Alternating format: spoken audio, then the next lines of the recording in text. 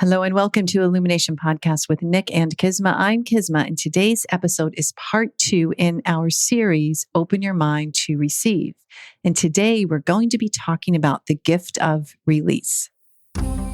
Hello and welcome to Illumination Podcast with Nick and Kisma, bringing you ancient wisdom for modern day success so that you can have the mindset to get your life and business set. As always, thank you for tuning in. And if you're new to the podcast, take a quick second to hit the subscribe button in iTunes, SoundCloud, or Stitcher. If you want to get the inside info for this and every episode, as well as some free gifts, go to illuminationacademy.net/podcasts. And now let's dive in to get your mindset for your life and business set.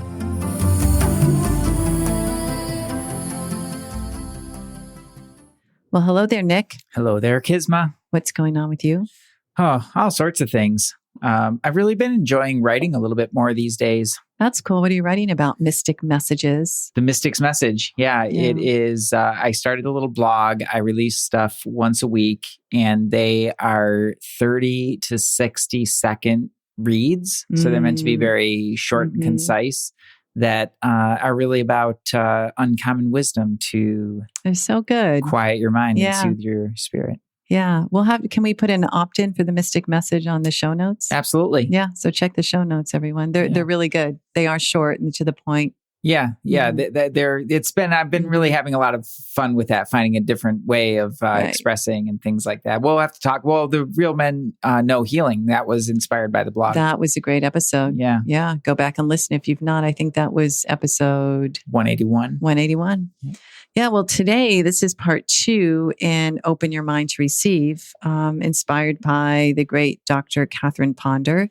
And last week, the episode was about 3 ways to give. So if you haven't listened to that, go back and listen. But today we're going to talk about the gift of release. And Dr. Ponder says that once you've opened your mind to receive in a general way, then relaxed and experience greater good, and you will want to get definite and open your mind to receive some specific good for yourself. So you've kind of let go, you've given, you're prepared, and now you want to receive some specific good. She said there are many people who want and desire a specific good in their lives, but they do nothing in a practical way to accept those wants and desires, and acceptance includes release.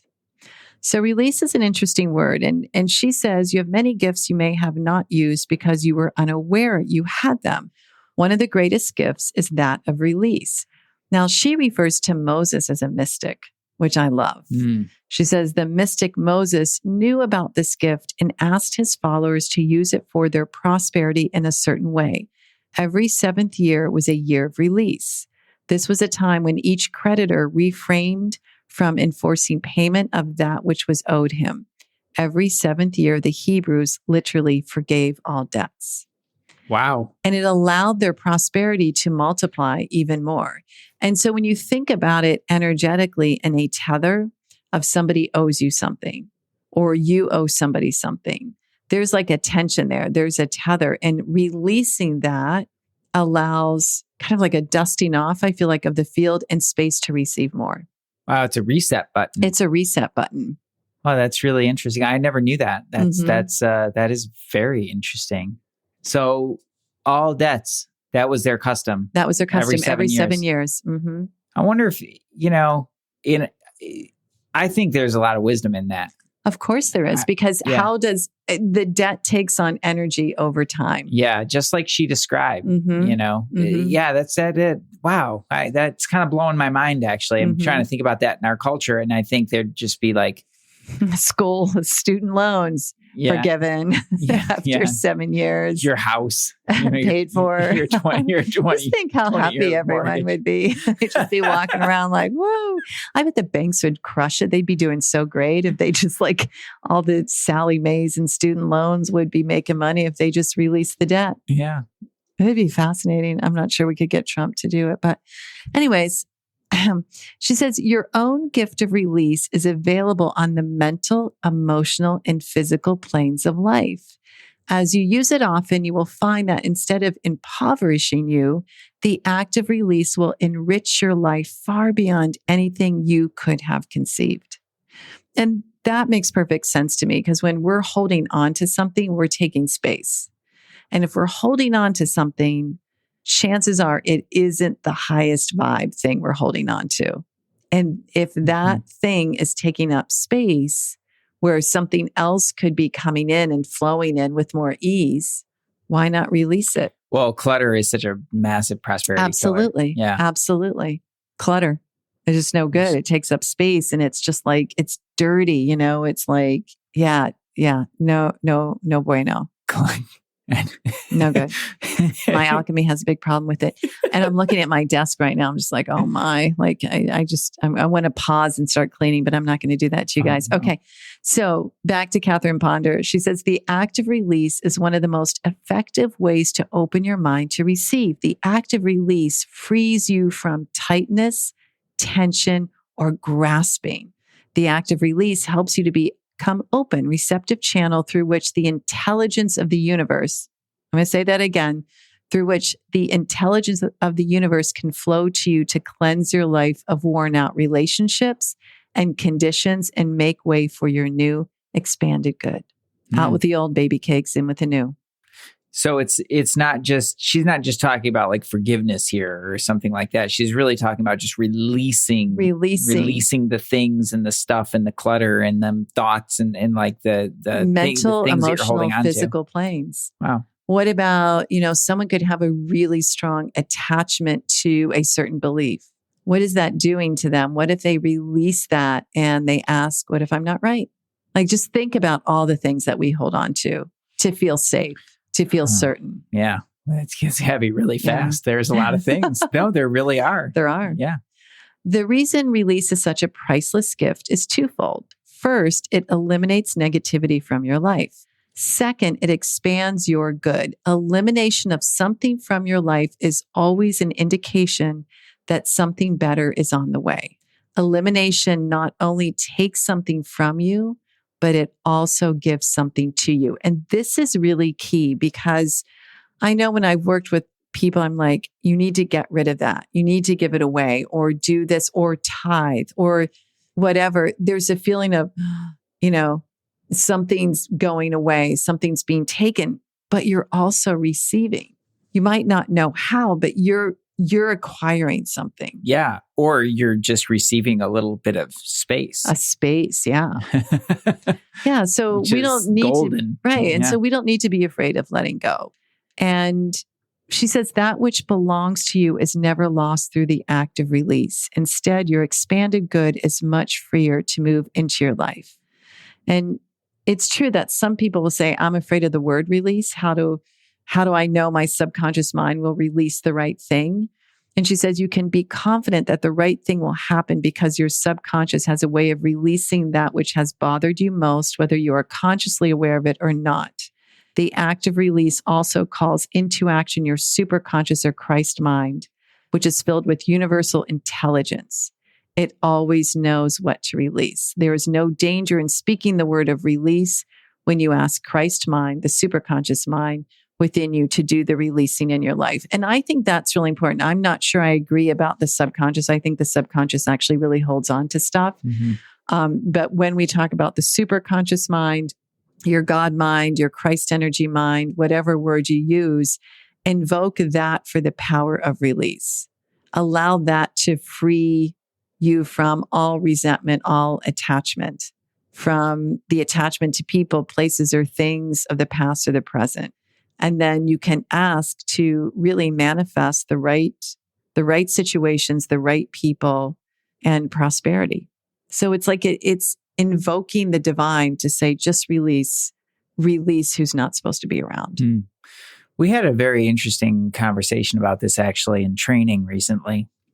We were talking around, and there was a lady who was just going through a process of a whole bunch of boxes, that had gotten stored away and things like that. And she used a phrase actually that I thought was incredibly poignant. She said it was sentimental ambiguity.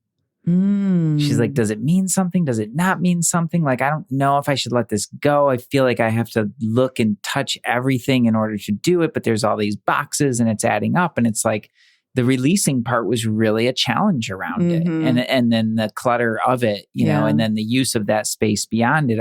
It's really relevant to this. Absolutely. But I love the idea that you don't have to even know what you're releasing sometimes. Yes. You can actually just let go and kind of trust that higher part of you is letting go of the right things. Not the lower part of you, the higher part of you. The higher part of you. That is really important. Yeah. And it'll let go of the right things. Then you walk more freely. You just walk more freely. Yeah. And there's a way of like, oh, I just think this really, it's a neat experience when all of a sudden you just don't have some of the chatter that you had.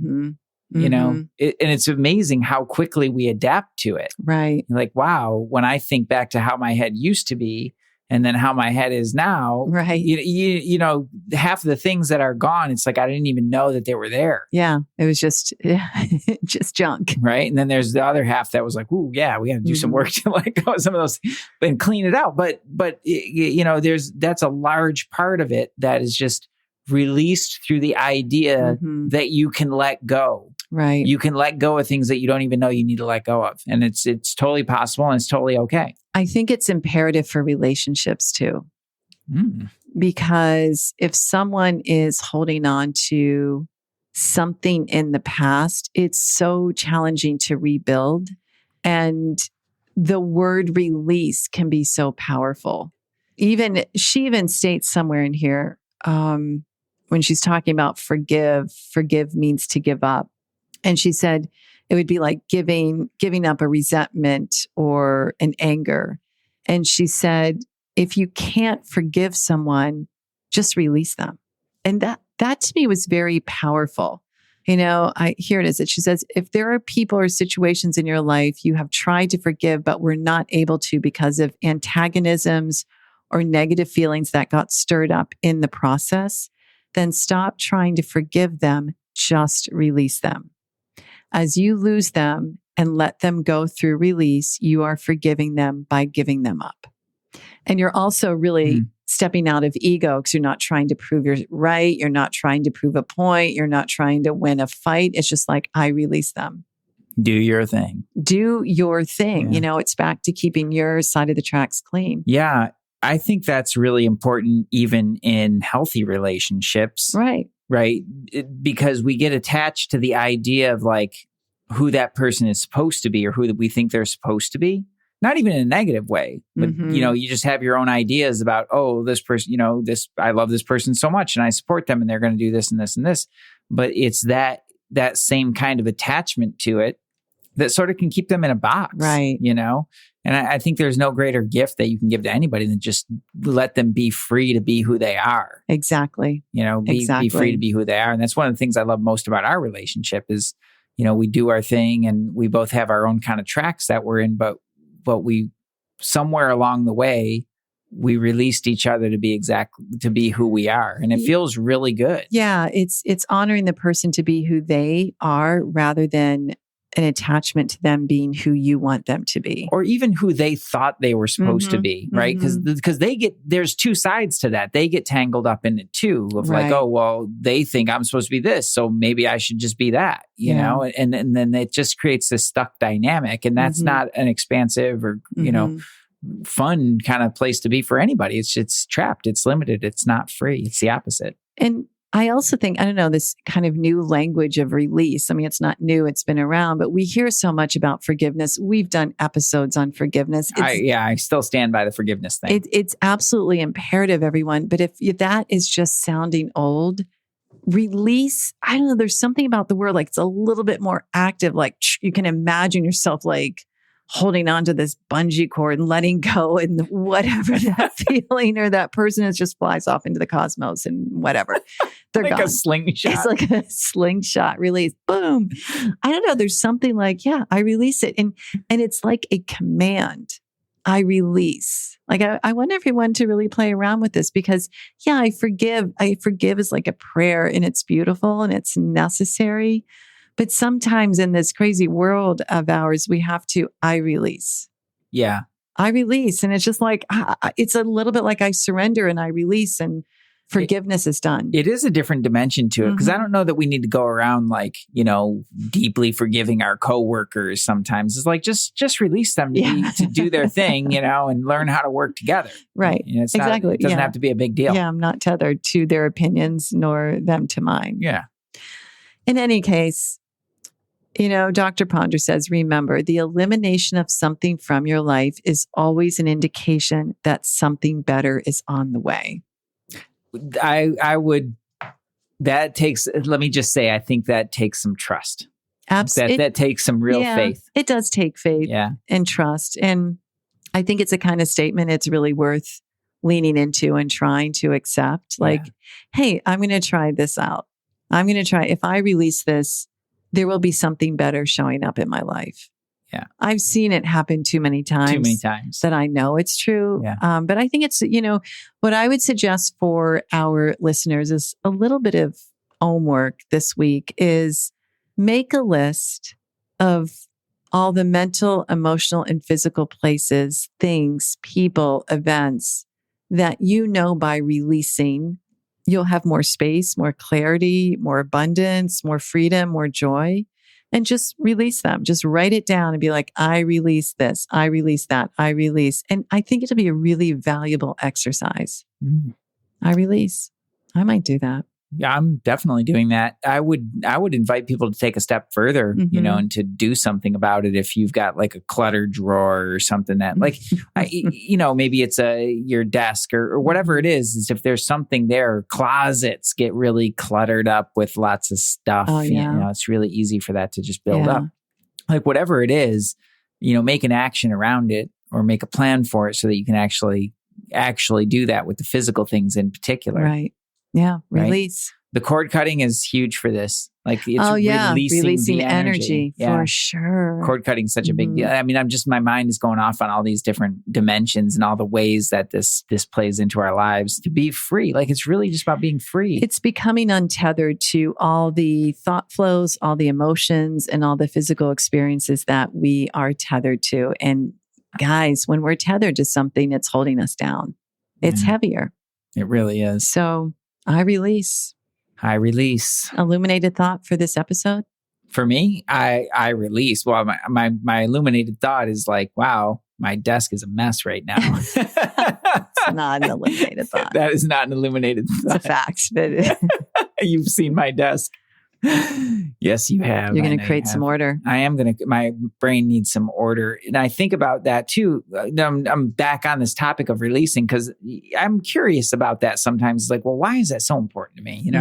But one of the reasons that it's important to me is because it lets me release all the things that don't really play into that, like all the things that aren't so important. When I have the order, I'm like, oh, great. Like I know exactly. I know exactly what needs to happen now. Right. And all the other things can be released. They cannot matter and they cannot get in the way of those things. Yeah.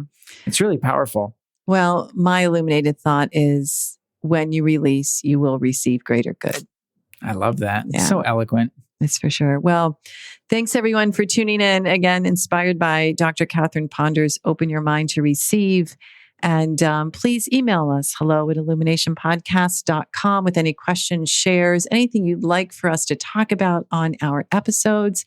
And until next time, sending you so much love and namaste.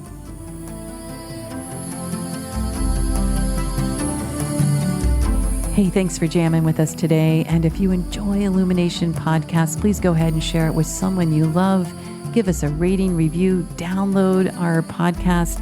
And remember, you can find us at illuminationacademy.net/podcasts. Talk to you soon. Namaste.